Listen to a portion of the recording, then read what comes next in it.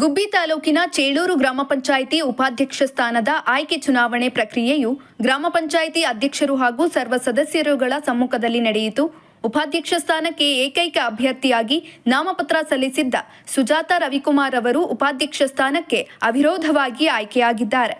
ಇನ್ನು ನೂತನ ಉಪಾಧ್ಯಕ್ಷರಾದ ಶ್ರೀಮತಿ ಸುಜಾತ ರವಿಕುಮಾರ್ ಮಾತನಾಡಿ, ಪಂಚಾಯಿತಿ ವ್ಯಾಪ್ತಿಯ ಎಲ್ಲಾ ಗ್ರಾಮಗಳಿಗೆ ಅಗತ್ಯ ಮೂಲ ಸೌಕರ್ಯ ಒದಗಿಸಿ ಸರ್ಕಾರದ ಯೋಜನೆಗಳನ್ನು ಅರ್ಹರಿಗೆ ನೀಡುವ ಕೆಲಸವನ್ನ ಮಾಡುತ್ತೇನೆ ಹಾಗೂ ಎಲ್ಲ ಸದಸ್ಯರನ್ನ ವಿಶ್ವಾಸಕ್ಕೆ ತೆಗೆದುಕೊಂಡು ಅಭಿವೃದ್ಧಿ ಕಾರ್ಯಗಳನ್ನು ನಿರ್ವಹಿಸುತ್ತೇನೆ ಎಂದರು.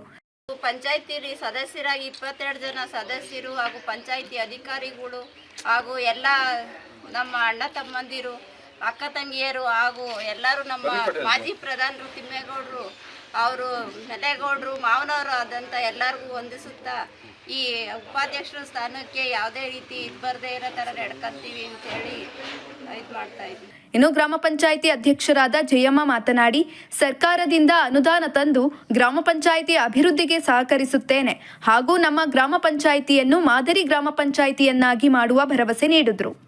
ಉಪಾಧ್ಯಕ್ಷರಾಗಿ ನಮ್ಮ ಎಲ್ಲ ಸದಸ್ಯರು ಕೈಗೂಡಿಸಿ ಪ್ರತಿಯೊಬ್ಬರನ್ನು ಅವರು ಸಹಕಾರ ಕೊಟ್ಟು ಪಾಪ ಅವರಿಗೆ ವಿರೋಧವಾಗಿ ಆಯ್ಕೆ ಮಾಡಿದ್ದಾರೆ.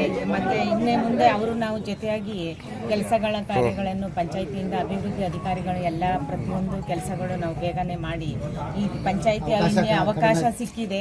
ಇನ್ನು 8 ತಿಂಗಳಿದೆ ಅಷ್ಟೇ ಸರ್. ಇವಾಗ ಆದಷ್ಟು ನಮ್ಮ ಪ್ರಯತ್ನ ನಾವು ಸಹಕಾರದಿಂದ ನಮ್ಮ ಎಲ್ಲ ಮೆಂಬರ್ಸ್ಗಳಿಂದ ನಾವು ಎಲ್ಲ ಒಗ್ಗೂಡಿ ಕೆಲಸ ಮಾಡ್ತೀವಿ ಅಂತ ನಾವು ಭಗವಂತನಿಗೆ